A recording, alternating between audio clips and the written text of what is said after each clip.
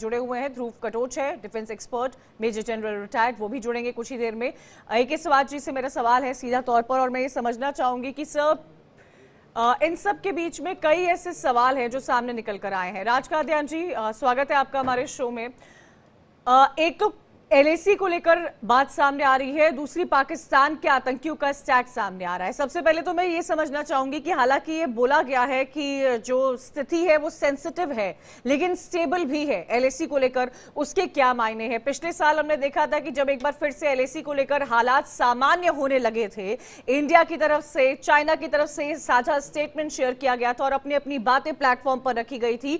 उससे एक positive impact तो जरूर देखने को मिला था, लेकिन इस वक्त की स्थिति क्या समझ आ रही है?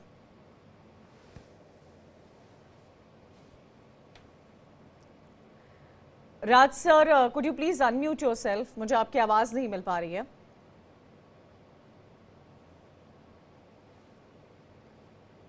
नहीं, मुझे आपकी आवाज नहीं मिल पा रही है सर। AK सवाज जी, मैं आपका रुख करना चाहूंगी, मैं आपसे कनेक्ट करने की कोशिश हाँ जी, राज कादियान जी अपनी बात पूरी करें। चलिए उनसे जुड़ने की कोशिश करेंगे। AK सवाज जी, इस वक्त अगर LAC की स्थिति देखी जाए तो कैसी नजर आ रही है आपको? पाकिस्तान को लेकर तो कई सारे सवाल है, लेकिन अगर हम इंडिया चाइना की बात करें, पिछले साल हमने देखा था जब मुलाकातें हुई थी भारत और चीन के बीच में, तो जॉइंट स्टेटमेंट जारी किया गया था। उसके बाद LAC पे जो हालात है वो कहीं ना कहीं एक तरह से सामान्य नजर आ रहे थे, लेकिन ये कहना कि सेंसिटिव बट स्टेबल क्या दर्शाता है? क्या ट्रूप्स वहां से हटाए गए हैं? क्या आने वाले समर्स में वहां से ट्रूप हटाए जाएंगे? हाँ बिल्कुल, देखो सच्चाई यह है कि बहुत अच्छी तरीके से बताया चीफ ने कि आज की तारीख में LAC में स्टेबल है बट सेंसिटिव है। उसका मतलब यह है कि सिचुएशन अंडर कंट्रोल है, मगर ये नहीं कह सकते कि ये बिल्कुल आउट ऑफ डेंजर होगी। उसकी वजह यह है क्योंकि अब आप देखें जो दो फ्रिक्शन पॉइंट रह गए थे, डेमचोक और देपसान, वहां से डिसएंगेजमेंट हो गई है, मगर अभी भी जो डी इंडक्शन होनी और डी एस्केलेशन होनी वो अभी भी नहीं हुई है। इसका मतलब 60 से 70,000 ट्रूप्स दोनों तरफ के वहीं पर बैठे हुए हैं और उनके पास हैवी इक्विपमेंट भी है, स्पेशली जिस प्रकार।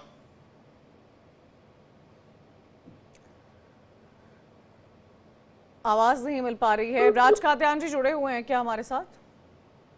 उनका रुख करेंगे, लेकिन इन सब के बीच में आप देखिए 80% आतंकी जो हैं पाकिस्तानी के हैं। जम्मू क्षेत्र में 2021 से जो जम्मू की तस्वीर बदली थी और जम्मू में खास तौर पर एक तरह से टेररिज्म का जो शिफ्ट हुआ था उसको लेकर कई सारे सवाल थे।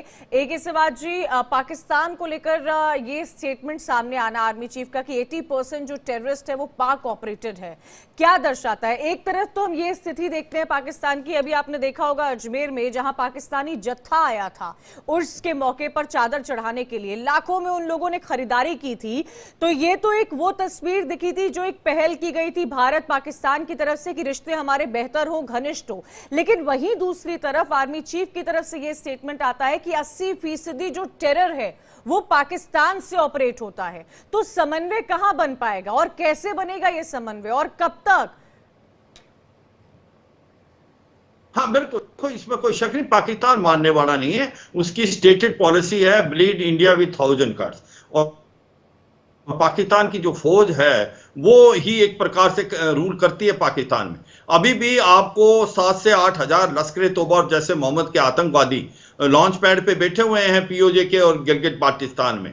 तो ये सच्चाई है कि पाकिस्तान कि खुद हालात खराब हैं, उसके अंदर पॉलिटिकल इंस्टेबिलिटी है, इकोनॉमिक क्राइसिस है, आतंकवाद बढ़ता जा रहा है। मगर आतंकवाद का एक डबल चेहरा है पाकिस्तान। देखो, जब हिलेरी क्लिंटन 2013 में पाकिस्तान में आई थी तो उसने बोला था कि अगर आप अपने घर में सांप पालेंगे और सोचते हैं कि आपके पड़ोसी को डसेगा, एक दिन आपको भी डसेगा। और इसीलिए आज पाकिस्तान के पास तहरीके तालिबान पाकिस्तान जो आतंकवाद फैला हुआ है, मगर फिर भी वो गुड और बैड टेररिस्ट में फर्क करता है। जो लश्कर तोबा जैसे मोहम्मद आतंकवादी जो भारत की तरफ बेहतर उनको गुड टेररिस्ट बोलता है और TTP को बैड टेररिस्ट। तो ये सोचना कि पाकिस्तान आतंकवाद को बंद कर देगा, मुझे लगता है ये सबसे बड़ी भूल हो सकती है, क्योंकि पाकिस्तान की ये स्टेटेड पॉलिसी है कि टेररिज्म का इस्तेमाल करना और भारत को नुकसान करने की कोशिश करना। अब जिस प्रकार से अभी भी जम्मू एंड कश्मीर के अंदर जितने भी आतंकवादी मारे गए हैं उनमें से 60% जो हैं वो पाकिस्तानी हैं। और अभी जो वैली फ्लोर में, मैं ये भी बताना चाहूंगा दर्शकों को कि अब वैली फ्लोर में 50-60 से ज्यादा आतंकवादी नहीं रहेंगी। उनकी जो लीडरशिप है लश्कर तौबा जैसे मोहम्मद और हिजबुल मुजाहिदीन की, वो हमने खत्म कर दी है। उनके पास हथियारों की कमी है, उनका मोराल बड़ा डाउन है। और हमारा जो काउंटर इन्फिल्ट्रेशन ग्रिड है, स्पेशली लाइन ऑफ कंट्रोल पे, वो बहुत पुख्ता है। तो आने वाले टाइम में जो ये सोचते थे कि इन्फिल्ट्रेशन कर पाएंगे, वो नहीं।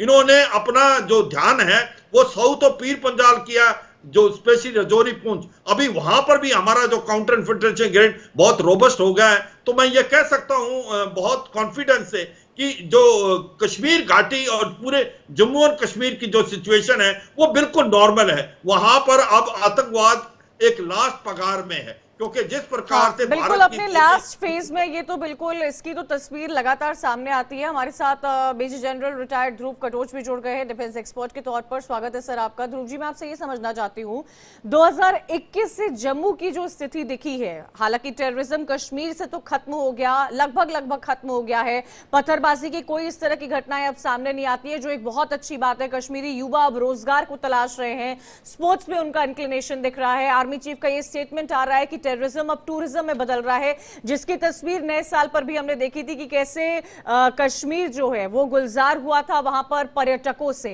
लेकिन इन सब के बीच में जो स्थिति जम्मू में देखने को मिली 2021 से लेकर इनफैक्ट अब तक, उसका निवारण क्या है? उसको कैसे ठीक किया जा सकता है? क्या स्ट्रैटेजी अपनाने की कोशिश की जाएगी? क्योंकि घने जंगल है जहां पे केमोफ्लेज करके तमाम टेररिस्ट जो है, बताया जाता है कि लगातार छुपे हुए हैं। धन्यवाद। नहीं, देखिए जी, मेरे अपने ख्याल से क्या हुआ था कि जब चीन के साथ हमारा ईस्टर्न लद्दाख में प्रॉब्लम शुरू हुआ, तो कई हद तक जो हमारा सिक्योरिटी ग्रिड जम्मू की तरफ था, जम्मू एंड कश्मीर में था, वो जहाँ के ट्रुप्स निकाल के हमने ईस्ट में भेज दिए। और वो इसलिए किया क्योंकि यहाँ पर एक तरफ से वो समझ रहे थे कि पूरी तरह से शांति आ गई, और उग्रवादियों को और पाकिस्तान की मदद से ये फिर से शुरू करने का, उग्रवाद फिर से शुरू करने का उनको मौका मिल गया। ये मैं समझता हूँ एक तरफ से कि हो सकता है हमारी भूल थी कि विक्ट्री बहुत जल्दी डिक्लेयर कर दी हमने कि ये मामला ठीक हो गया है, लेकिन इसके लिए और समय लगने की ज़रूरत है। अभी जो सिक्योरिटी ग्रिड जो पहले थी, इंटेलिजेंस ग्रिड, सिक्योरिटी ग्रिड, वो वापस अभी अपने सही स्थान पर आ गए हैं। और मैं नहीं समझता हूं कि जिस प्रकार से घटनाएं पहले होती थी उसी प्रकार से होंगी। ये मैं नहीं कहता हूं कि ज़ीरो घटना होंगी, लेकिन कम हो जाएंगी और धीरे धीरे बिल्कुल ज़ीरो हो जाएगी।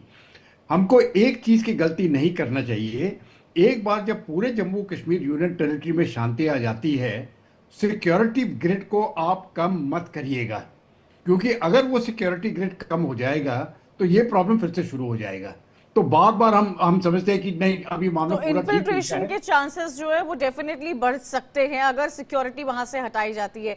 एक ही सवाल जी मैं आपसे ये भी समझना चाहूंगी, पॉलिटिकल स्टेबिलिटी कितनी इंपॉर्टेंट होती है किसी भी स्टेट में या किसी भी कंट्री में एक एंटी टेरर ऑपरेशन को अंजाम देने के लिए? क्योंकि पाकिस्तान में आप देखिए इकोनॉमिक इनस्टेबिलिटी तो लगातार वहां देखने को मिली है, लेकिन अमूमन पॉलिटिकल इंस्टेबिलिटी भी देखने को मिली, और इसी वजह से वहां के आतंकी घटनाओं को रोका नहीं जा पा रहा है। पाकिस्तान लगातार पैदा कर रहा है आतंकियों को। लेकिन इन सब के बीच में अब जब बात जम्मू कश्मीर की आती है, क्योंकि 10 साल बाद वहां पर चुनाव हुए हैं, एक न्यू स्टेट में गवर्नमेंट वहां पर फॉर्म हुई है, और उस स्टेट की गवर्नमेंट का समन्वय जो है वो सेंटर से भी कई मौकों पर हमें देखने को मिलता है। पीएम मोदी ने भी ओमर अब्दुल्ला के ट्वीट पर रिप्लाई किया था और सोनमर्ग को लेकर इस बात का जिक्र किया था कि कितने अच्छे पिक्चर्स और वीडियोस हैं।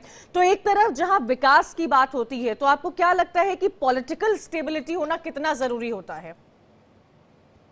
हाँ बिल्कुल, कंसेप्ट पॉलिटिकल स्टेबिलिटी होना बहुत ही जरूरी है, और ये सच्चाई है। जम्मू एंड कश्मीर को अगर आप देखें कि लास्ट 10 से 12 साल के अंदर जिस प्रकार से वहां पर प्रोग्रेस हुई है, आप देखें डिस्ट्रिक्ट डेवलपमेंट काउंसिल और पंचायत इलेक्शन हुए, ग्रास रूट लेवल पे डेमोक्रेसी आई। अभी आपने वहां पर स्टेट जो पहले लोकसभा इलेक्शन कराए और उसके बाद असेंबली इलेक्शन कराए, दोनों में 60% से ज्यादा वोटिंग हुई और एक प्रकार पीसफुल माहौल था, बिल्कुल उसमें कोई शक नहीं।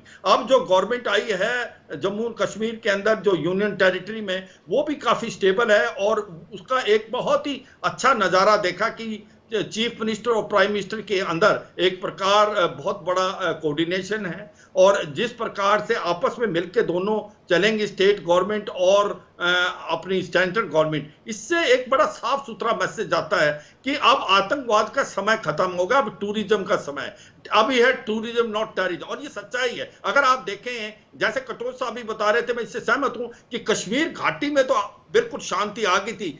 कहीं जो साउथ ऑफ पीर पंजाल, जहां हमने अपना सिक्योरिटी ग्रिड को थोड़ा सा कमजोर कर दिया था क्योंकि हमने ट्रुप्स भेजे थे ईस्टर्न लद्दाख में, अब वो भी वापस आ गया। इसका मतलब ये है कि आज हमारा सिक्योरिटी ग्रिड बहुत ही अच्छा कर रहा है। ओवरग्राउंड वर्कर और स्लीपर सेल के पीछे भी जाया जा रहा है, इंटीग्रेट बना लिया है। तो मुझे लगता है कि ये सच्चाई है कि अब जो इकोनॉमिक प्रोग्रेस होगी जम्मू और कश्मीर की, वो फास्टर होगी। आप देखें कितनी टनल बननी है, कितनी सड़कें बननी है, जम्मू का बाईपास, श्रीनगर का बाईपास, अभी ये बिल्कुल सोनामार्ग की विकास तो टनल चारों खत्म तरफ बनी है। जम्मू इसी कश्मीर में प्रकार दिखाई से देता जोजिला की है, टनल, लेकिन राज कादियान तो जी, political टेररिज्म एक stability के लिए। कंसर्न रहा है। इस बात को नजरअंदाज नहीं किया जा सकता है कि घाटी में टेररिज्म कंसर्न नहीं रहा है।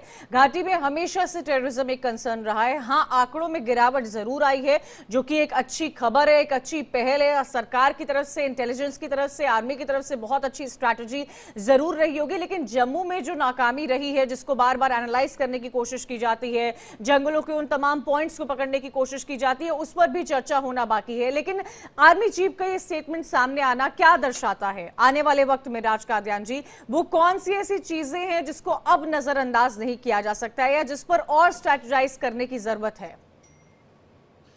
Good morning, madam. Sorry, there was a disruption in my audio. Terrorism is a weapon of the weak. Ever since 1988, 89, when terrorism started in J&K, when Pakistan realized that they cannot defeat India in an open war, having lost all the wars, 4 or 5, so they resorted to terrorism. Raj There were that Kadian time ji, enough आप please local Hindi में बोल recruits. सकते हैं, हमारे viewers majorly Hindi speaking है। That time there were enough local recruits who could be found, but gradually with the developments coming in, with peace coming in J&K, now local recruits are not available. So Pakistan is still sending local recruits. They're Pakistani terrorists now. There is no dearth of them. Pakistan, when will it improve? Nobody knows. Their internal situation being what it is, they are almost a failed state. But as the army chief has backed up with facts and figures, that there has been a great decline in terrorism in Jammu and Kashmir, and tourism is gradually replacing terrorism. Once development starts, which is all happening almost daily, Prime Minister is inaugurating a tunnel to connect J&K with Ladakh. So once that starts, the terrorism is not a thing that can be stopped overnight, but situation has improved. Number of visitors to the Amarnath Yatra has improved 5 lakhs, Army Chief has said.